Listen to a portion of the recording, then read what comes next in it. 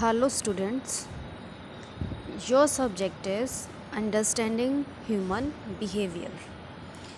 तो सबसे पहले हमें ये जानना ज़रूरी है कि ह्यूमन बिहेवियर अलग अलग सिचुएशन में कैसे अफेक्ट होता है। तो सीधे हम इंट्रो देखते हैं। Work psychology and basic psychology कैसे इफ़ेक्ट करता है ह्यूमन बिहेवियर को। We aim to help the reader gain a broad understanding of the nature of work psychology and the context within which it operates before tackling more specific topics. We start with a brief description of the discipline of psychology as a whole. We discuss the links between what we call basic and applied psychology, with work psychology positioned as one branch of applied psychology. Then we provide a brief analysis of images of the person offered by 5 traditions within basic psychology. These are psychoanalytic, trait, phenomenological, behaviorist, and social cognitive.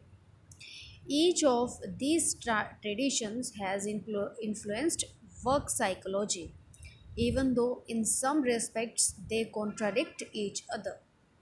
Okay वैसे तो मतलब same हम meaning ले लेते हैं, but कुछ conditions में ये कॉन्ट्राडिक्ट करते हैं, यानी कि एक दूसरे के विरोध में आ जाती हैं ये दोनों approaches.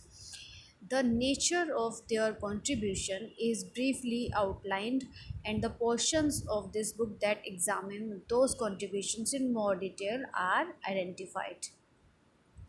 We then briefly recount some history of work psychology before moving to coverage to work psychology today.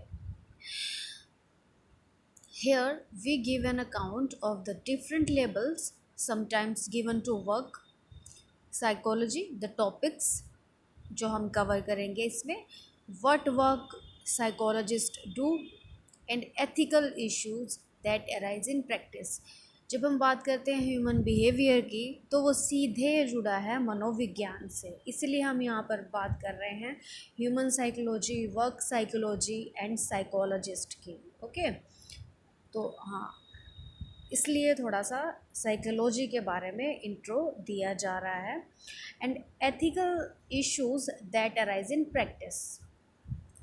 तो वर्क एथिक्स, ह्यूमन बिहेवियर सीधे जुड़े हैं आपस में. एथिकली काम करना बहुत मैटर करता है. एथिकल इश्यूज़ हैं जो वो हम प्रैक्टिस में लेके आए हैं. We also alert readers to best sources of good knowledge about work psychology. अब बात करते हैं हम. We identify some key issues that are thrown up by these changes and point out some of the ways in which people in work psychology and related disciplines have tried to. First, investigate the impact of those changes. जो changes हुए हैं उनका क्या impact है, क्या प्रभाव है, उनको इन्वेस्टिगेट करना, उनकी जांच पड़ताल करना. Okay. Second one is reflect those changes in the way they go about their own work. उसके बाद रिफ्लेक्ट हमको करना है उन चेंजेस को जो कि काम करने के दौरान प्रभावित हुआ है, क्या चेंज हुआ है उसको रिफ्लेक्ट करना, उसको दर्शाना है. We discuss some of the contributions of work psychology to understanding how new technology and working patterns affect individuals and organizations. यहाँ हम बात कर रहे हैं वर्क साइकोलॉजी कैसे प्रभावित कर रही है, और मेन जो बात है हमने अंडरस्टैंड करना है, समझना है न्यू टेक्नोलॉजी को और वर्किंग पैटर्न्स को जो प्रभावित करते हैं इंडिविजुअल्स को, मतलब कि हर व्यक्ति को और पूरे ऑर्गेनाइजेशन को. We also take a close look at the role of work psychology in understanding the nature of diversity in the workforce and, in particular, the fate of minority groups at work. Clear? Nature of diversity. अब workforce क्या होती है? जो employees, जो workers काम कर रहे हैं, that is called work force.